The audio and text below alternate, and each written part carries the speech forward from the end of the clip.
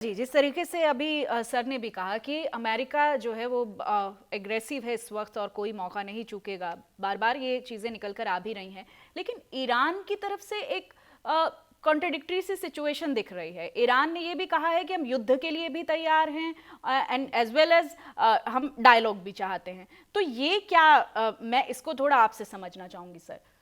एक कहावत है, if you want piece be prepared for war.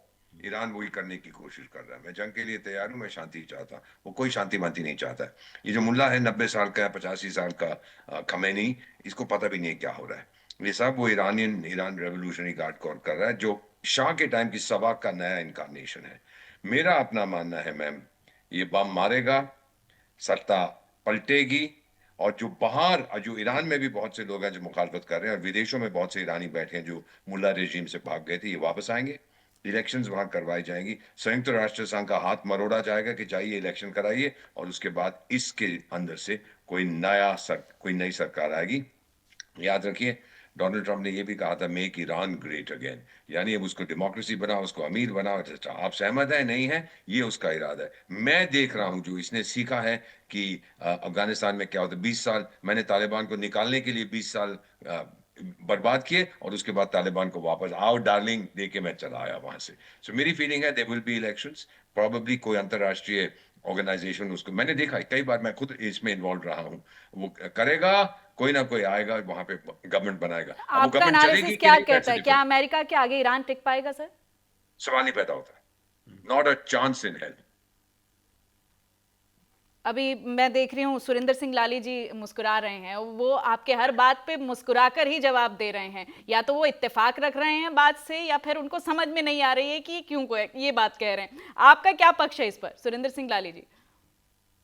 मेरा पक्ष ये है कि अगर अमेरिका ने आके अपना एक यहाँ पे प्रॉक्सी बिठा दिया तो हमारे लिए और मुसीबत है। इधर पाकिस्तान प्रॉक्सी बैठा, उधर चाइना बैठा। क्योंकि एक बात को याद रखिए, डोनाल्ड ट्रंप साहब ने कितनी जफियां पफियां डाली, आज फिर 25% टैरिफ लगा दिए, 50 लगा दिया। और डोनाल्ड ट्रंप साहब ने जो इतना बढ़िया, जैसे जनरल साहब ने कहा, क्या बढ़िया उन्होंने नेटफ्लिक्स वाला किया, जाके मुद्दों को उठा के ले आए। उन्होंने इस दुनिया का स्टैंडर्ड लोअर कर दिया। अब जब चाइना ताइवान को उठाएगा तो कोई आएगा नहीं रोकने बीच में। यूक्रेन के बाद अब रशिया के अंदर, रशिया और यूक्रेन में बढ़ेगा और यूरोप में भी बढ़ेगा, और सारे अपने एलाइज को उठा सके उन्होंने बस के नीचे फेंक दिया। Coming soon Greenland, Colombia, Cuba, Iran, Mexico. You please have to understand that today America is the biggest unilateral power, एक $30 ट्रिलियन की इकोनॉमी है, और वो चाइना से नहीं कर पा रहा है। आज वो रेयर अर्थ में चाइना ने उसे बिल्कुल गला घोट के बिठा दिया। आज ये सारा खेल वही है। तो अगर हमारे लिए ईरान और डिस्टर्ब होता है, पहली बात तो मैं ईरान से अभी भी कुछ नहीं हूं, बट वो इराक वाला हाल ना कर दिया। अब देखिए, अमेरिका ने कहा, जनरल पावर ने कहा, ये देखो मेरे पास वायल है उनके सेनेट में, मैं इराक पे अटैक करूंगा, और टोनी ब्लेयर साथ में झंडा लेके कूद रहे थे चेयर गर्ल की तरह। इराक का क्या हालत कर दिया। वेपन्स ऑफ मास डिस्ट्रक्शन मिला नहीं, सितंबर 11 का लिंक मिला नहीं, बिन लादेन मिला नहीं, ये सब पाकिस्तान में है, और उसको वो लंच करा रहे हैं, और हमारे अगेंस्ट एक और बंदा खड़ा कर दिया। तो मैं as much as I am not a fan of Khomeini और अमेरिका, मैं कह रहा हूं कि मैं इसको एज एन इंडियन देख रहा हूं कि अगर अमेरिका का एयर प्रॉक्सी और आ जाता है, यहाँ पे बाबल मंदेव है, इतने सी पोर्ट्स हैं, और इस समय चाइना जिस हिसाब से बेल्ट रोड इनिशिएटिव से अमेरिका के बिना शोर मचाए बिना अपनी टेंटिकल्स बढ़ा रहा है, तो हमारे लिए और भी मुश्किल हो सकती है। क्योंकि अगर अभी ईरान बुरा है तो इससे भी बुरा हो सकता है, क्योंकि इस्लामिक फंडामेंटलिज्म और अगर फैल गई तो ऑलरेडी जब वो 90 में यहाँ छोड़ के गए थे, हम आज तक भुगत रहे हैं। अभी पीछे चांदनी चौक में अटैक हुआ है। तो आई एम लुक, मैं इसको ऊपर से देख रहा हूं, मैं इसको डोनाल्ड ट्रंप वर्सेस ईरान नहीं देख रहा, मैं एज एन इंडियन देख रहा हूं कि मुझे लगता है कि ये कहीं खिचड़ी और ज्यादा ना बन जाए, रायता और ना फैल जाए। क्योंकि बूट्स ऑन द ग्राउंड के बिना आप ईरान में रजीम चेंज नहीं कर सकते, और बूट्स ऑन द ग्राउंड आज डोनाल्ड ट्रंप है। उनको तो 4 तरह की बीमारियां हैं। कल उन्होंने अपने कैपिटल हिल में बच्चे बुलाए अपने ओवल ऑफिस में, वो सो गए। वो कभी अपनी बीवी के अंडरगारमेंट्स की बात करनी शुरू कर देते हैं। तो इतना अनस्टेबल आदमी है वो, आज अगर रायता फैला के चला जाएगा, उसके बाद समेटना तो हमें पड़ेगा ना। क्योंकि मुझे नहीं लगता कि वो पूरी टर्म भी शायद कर पाएंगे। बहुत बड़ा चांस है कि वो अपने इसमें लेमडअप हो जाएंगे। दीपक एक और बोरा बात जी, देखिए, मैं दीपक अपनी बोरा बात जी खत्म करता हूं। एक और बात, 1953 जिन की बातों तरफ के लिए इशारा कर रहे हैं। एक और बात, जिन बातों के लिए वो जा रहे हैं ईरान में, वो तो उनके अमेरिका में हो रही है। आप देखिए मिनियापोलिस में क्या हो रहा है, मिनीसोटा में, मतलब उनके एक आदमी नहीं, वो आइस के जो उनके बंदे हैं, उसने मुंह पे एक गोरी के गोली मार दी। उसके बाद उन्होंने कह दिया कोई ट्रायल नहीं, कोई कुछ नहीं, सीधा गोली मारी, बात खत्म। 2 घंटे में उनकी पूरी कैबिनेट ने स्टेटमेंट दे दी।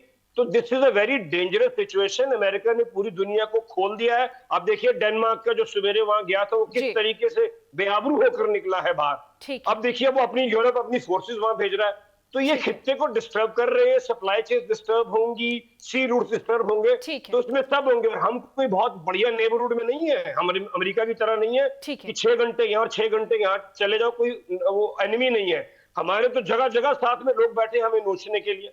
दीपक वोरा जी, एक बहुत सामान्य सी बात है, मैं आपको 4 ऑप्शंस दूंगी, आप उसमें से एक चूज कीजिएगा कि अगर ऐसा होता है इस पूरे मामले पर, तो क्या इससे प्रदर्शनकारी मजबूत होंगे, या इससे राष्ट्रवाद बढ़ेगा, या शासन मजबूत होगा, या फिर जो 1953 में हमने जो सिचुएशन देखी उसके बाद के हालात बने कुछ वैसा होगा अगर अमेरिका ईरान पर अटैक करता है तो?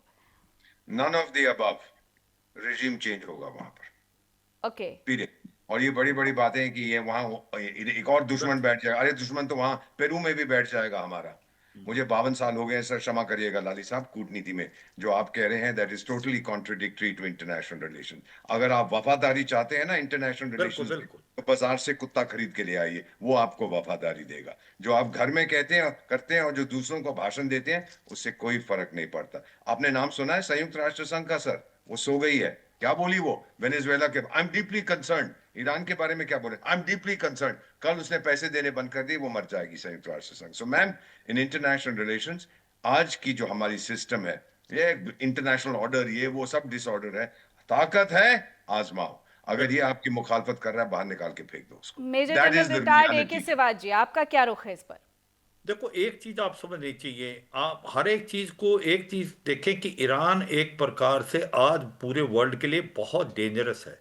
अगर जिस दिन ईरान ने न्यूक्लियर हथियार बना दिए, पूरे मिडिल ईस्ट में एक प्रकार से इंस्टेबिलिटी का फैक्टर आ जाएगा, क्योंकि एक न्यूक्लियर हथियार जो है वो बहुत बड़ी प्रॉब्लम कर देता है। और ये सच्चाई है कि जो अयातुल्ला अल खमैनी बोलते हैं, झूठ बोलते हैं, सच नहीं बोलते। ये 60% तो ये इनरिच कर चुके थे। अगर ये नहीं उस समय हमला करते तो ये बनाने के करीब। इसका मतलब ये है आज की तारीख में जो डोनाल्ड ट्रंप इस अपॉर्चुनिटी को कैसे जाने देंगे कि आज अयातुल्ला अल खमैनी कमजोर हैं, आज इंटरनल डिसेंट है, आज लोग सड़कों पे आ रखे जला रहे हैं, उनको मारा जा रहा है, मगर फिर भी डर नहीं रहे।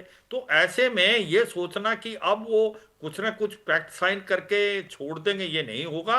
रिजीम चेंज होगा, कैसे होगा वो समय बताएगा, क्योंकि मोसाद और सीआईए के एजेंट इसके अंदर घुस चुके हैं। वो अंदर से खोखला करेंगे, आईआरजीसी को खरीदेंगे, उनके पास तरीके हैं और वो करेंगे। और ये मुझे लगता है वर्ल्ड की पीस के लिए बहुत जरूरी है। Iran with Ayatollah al Khamenei is a big problem for the whole world. तो ये चेंज होना चाहिए और ये होगा।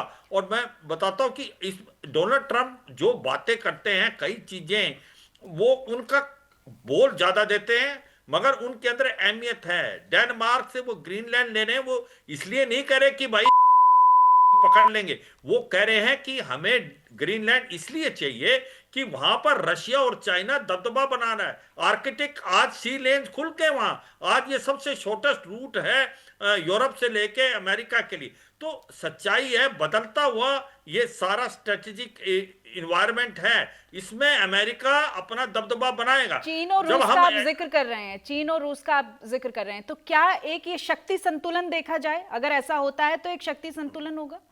बिल्कुल बिल्कुल होगा। और मुझे लगता है कि जो एक बात सुने आप, ईरान में ये कुछ होने वाला है। चीन और जो रशिया है उसने इतने बड़े कमेंट क्या दिए हैं? कोई कमेंट नहीं। क्या वो खुल के उसकी हेल्प करने आएंगे?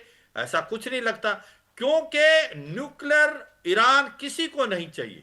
ना रशिया चाहता है, ना चाइना चाहता है। ये याद रखो, ये बड़ी इंपॉर्टेंट चीज है। मगर अब सच्चाई है कि जो कार्रवाई ये अयातुल्ला अल खमैनी की रजीम कर रही थी ईरान में, क्या ये ठीक है? ये ह्यूमैनिटी के अगेंस्ट नहीं है। ये लोगों को मारा जा रहा है, इन्फ्लेशन हाईएस्ट ऑर्डर पे है, हर तरीके से फेल हो रहा है। और उसकी वजह ये है कि इकोनॉमिक सैंक्शन लगे। पर इकोनॉमिक सैंक्शन तो यूं लगे क्योंकि ईरान न्यूक्लियर हथियार की तरफ जा रहा है। तो मेरा मतलब यह है, अभी डोनाल्ड ट्रंप इस अपॉर्चुनिटी को नहीं जाने देंगे। वो हर एक ऑप्शन को इंप्लीमेंट और एक्सरसाइज करेंगे। किसको कब करेंगे वो समय बताएगा, मगर आयतुल्ला अल खमैनी की रिजीम लिमिटेड है, ये ज्यादा देर चल नहीं पाएगी। वो कब भागेंगे, कहां भागेंगे, वो भी अब आने वाला समय ही बताएगा, मगर ये सच्चाई है, वो ज्यादा देर टिक नहीं पाएंगे। अमेरिका इस अपॉर्चुनिटी को नहीं जाने देगा। और आयतुल्ला अल खमैनी की रिजीम चेंज होना देश के लिए और वर्ल्ड के पीस के लिए मुझे लगता है एक अच्छा स्टेप। ठीक है दीपक वोरा जी, एक छोटा सा सवाल मेरा, क्या कूटनीति का कोई रास्ता देख रहे हैं या गुंजाइश खत्म है? शुरू कर चुके थे, बहुत कूटनीति हमने ट्राई की है। जब कूटनीति फेल हो जाती है फिर मिलिट्री एक्शन, जब मिलिट्री एक्शन हो जाता है कूटनीति वापस आती है। अल्टीमेटली समझौता टेबल पर बैठ के आप मेरे साथ ही करेंगे। जनरल साहब तो पीठ फूट के भाग जाएंगे, उसके बाद मुझे जो करना है मैं वहां पर करूं। ठीक है सुरेंद्र सिंह डाली जी, एक छोटा सा कमेंट सर। बस मैं तो बिल्कुल इनकी बात से इत्तेफाक रखता हूं कि वफादारी तो काम आई नहीं। सेकेंड वर्ल्ड वॉर के बाद जितने भी यूरोपियन यूनियन नेटो ने वफादारी दिखाई, आज बेचारे ना घर के रहे ना घाट के रहे, उनका जीडीपी भी बढ़ाना डिबेट में तो कोई ना कोई कूटनीति जरूर काम आ गई कि आपने शुरुआत विरोध से की, लेकिन आप अंत तक आते आते कह रहे हैं कि मैं सारी बातों से इत्तेफाक रखता हूं। चलिए ये अच्छा हुआ, ये बढ़िया हुआ। चलिए अपनी बात रखिए सर प्लीज, समय कम है मेरे पास। बहुत बहुत धन्यवाद आपका। चलिए बहुत बहुत शुक्रिया आपका हमारे साथ जुड़ने के लिए। तमाम हमारे सम्मानित मेहमान हमारे साथ थे। तो इस वक्त जो स्थिति ईरान की बनी हुई है उसको लेकर तमाम तरह की बातें सामने आ रही हैं। अमेरिका का जो एक्शन है वो अमेरिका की तरफ से अब साफ कर दिया गया है। डोनाल्ड ट्रंप की तरफ से जो बयानबाजी चल रही है उससे ये साफ इशारा है कि कहीं ना कहीं एक जो तैयारी है वो पुख्ता तौर पर अमेरिका की तरफ से भी वॉर की हो रही है। अब आगे आने वाले समय में ये सिचुएशन किस तरह से बदलती है, तमाम अपडेट्स के साथ हम एक बार फिर से हाजिर होंगे। फिलहाल के लिए बेधड़क में इतना ही। नमस्ते।